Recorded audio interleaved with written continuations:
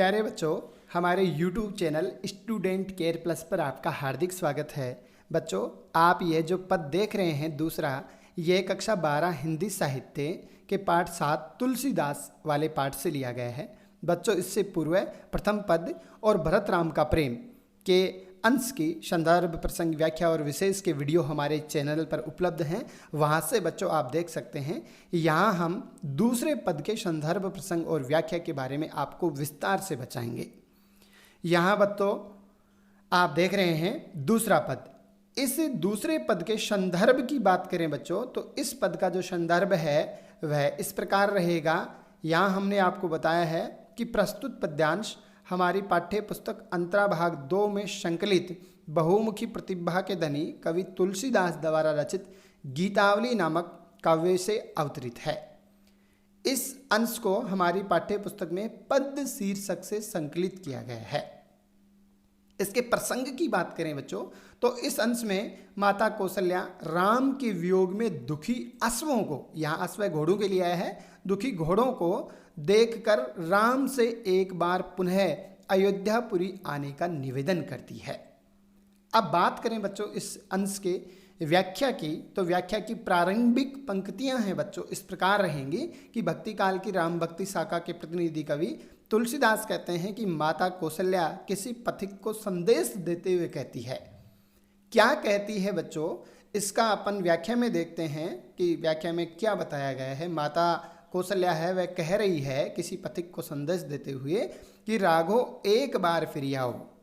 वह कह रही है कि एक बार तुम राम से कहना कि हे राम, एक बार तुम अयोध्या आ जाओ, एक बार तुम अयोध्या लौट जाओ। राघो यहाँ राम के लिए है कि एक बार फिर आओ, हे राम एक बार तुम वापस अयोध्या आ जाओ। ए बर बाजी बिलोकी आपने बहुरो बन ही सिधाओ। यहाँ माता कौशल्या उस राहगीर से कहती है कि अगर राम तुम्हें वन में मिल जाए तो उन्हें कहना, तुम उन्हें कहना, मेरा यह संदेश अवश्य देना कि तुम्हारे पाले पोसे घोड़े तुम्हारे वियोग में अत्यधिक व्याकुल हैं, इसलिए हे राम कम से कम एक बार वन से आकर इन्हें देख लो, भले ही फिर तुम वापस चले जाना। क्या कह रही है कि एक बार बाजी यानी पाले पोसे हुए घोड़े बिलोकी देखकर आपने बहुरो पुनः बन ही वन में सिधाओ यानी वापस चले जाना। यहाँ माता कौशल्या कह रही है कि हे राम उस राहगीर से कि तुम्हें अगर वन में राम मिल जाए तो उन्हें कहना कि एक बार तुम अपने पाले पोसे घोड़ों को देख लो, वो तुम्हारे वियोग में अत्यधिक कष्ट सहन कर रहे हैं। एक बार उन पाले पोसे हुए घोड़ों को देखकर तुम वापस वन में चले जाना। तुम एक बार केवल उन पाले पोसे घोड़ों को देखने के लिए अयोध्या में आ जाओ। आगे माता कह रही है कि जे पय पाई पोखी कर पंकज वार वार चुचकारे। यहाँ माता कौशल्या कह रही है कि जिन घोड़ों को तुमने दूध पिलाकर और अपने कर पंकज कमल रूपी हाथों से, कमल जैसे हाथों से इनके वदन पर हाथ फिरा करके, अपने कमल जैसे हाथों को इनके वदन पर फिरा करके बार बार प्रेम से पुचकारा था। जय पय पाई पोखी कर पंकज वार वार चुचकारे। यहाँ माता कौशल्या कह रही है कि जिन घोड़ों को तुमने अपने हाथों से दूध पिलाया था और अपने कमल जैसे हाथ इनके वदन पर फिरा करके बार बार प्रेम से पुचकारा था, क्यों जीवे ही वो घोड़े तुम्हारे वियोग में भला कैसे रह सकेंगे। क्यों जीवई, वे तुम्हारे वियोग में कैसे जीवित रह सकते हैं वे घोड़े। मेरे राम लाडले, हे लाडले पुत्र राम, क्या तुमने मेरे राम लाडले ते अब निपट बिसारे, क्या तुमने अपने उन घोड़ों को पूरी तरह से भुला दिया है। ते अब निपट निसारे, क्या तुमने उन घोड़ों को पूरी तरह से भुला दिया है, विस्मृत कर दिया है। आगे माता कौशल्या कह रही है कि भरत सोगुनी सार करत है अति प्रिय जान तिहारे। उन घोड़ों को तुम्हारा अत्यधिक प्रिय जान करके, यद्यपि भरत तुम्हारे से 100 गुना अधिक देखभाल करता है। सार का अर्थ है देखभाल करना। माता कौशल्या कह रहे हैं कि भरत है वह तुमसे 100 गुनी अधिक देखभाल करता है उन घोड़ों की, अति प्रिय जानी तुम्हारे, उन घोड़ों को तुम्हारा अत्यधिक प्रिय जान करके। तदपि फिर भी दिनई दिन होत झांवरे, फिर भी वो घोड़े दिनों दिन कमजोर होते जा रहे हैं। मानो यहाँ उत्प्रेक्ष अलंकार का प्रयोग हुआ है बच्चों मनोई के माध्यम से।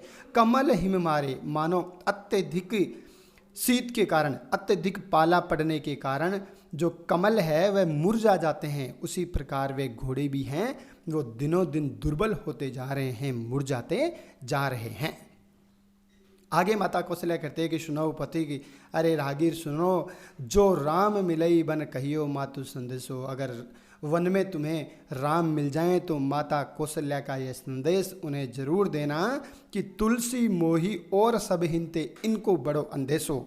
माता कौशल्या उस रागीर से कहती है कि तुम राम से जाकर मेरा ये संदेश अवश्य देना कि माता कौशल्या ने कहा है कि मुझे सबसे अधिक इन घोड़ों की चिंता है कि ये तुम्हारे वियोग में भला कैसे जीवित रहेंगे। तुलसी मोही, तुलसीदास जी कहते हैं कि मोही सब हिंते, इनको बड़ो अंदेशो, कि मुझे सब ओर से, मुझे सबसे अधिक जो आशंका है इन्हीं घोड़ों पर है कि वो तुम्हारे वियोग में, राम के वियोग में वो घोड़े कैसे जीवित रहेंगे।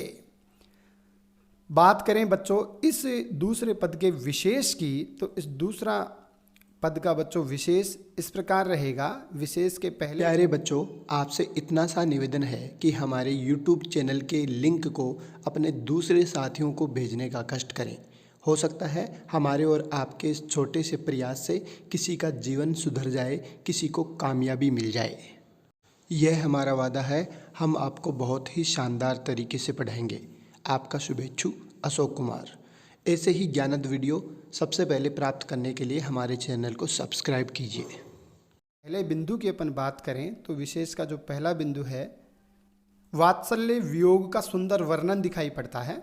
दूसरा बिंदु है, कवि की भाषा साहित्यिक लाक्षणिकता से युक्त, बोधगम्य एवं अंतर्मन को छू लेने वाली है।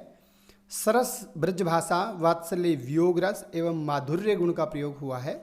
राम के वियोग में अयोध्या के नर नारी ही नहीं, घोड़े तक दुखी हैं, यही बताना कवि का मंतव्य है। कवि के शिल्प विधान में सहजता विद्यमान है। तद्यपि दिन ही हिम मारे में उत्प्रेक्ष अलंकार का प्रयोग हुआ है। कौशल्या अत्यधिक वियोग के कारण उन्माद की दशा को प्राप्त कर चुकी है, या उन्माद पागलपन की स्थिति है बच्चों, उन्माद की दशा को प्राप्त कर चुकी है। कवि तुलसीदास राम भक्ति शाखा के प्रतिनिधि एवं अपने समय के प्रतिष्ठित व्यक्तित्व रहे हैं।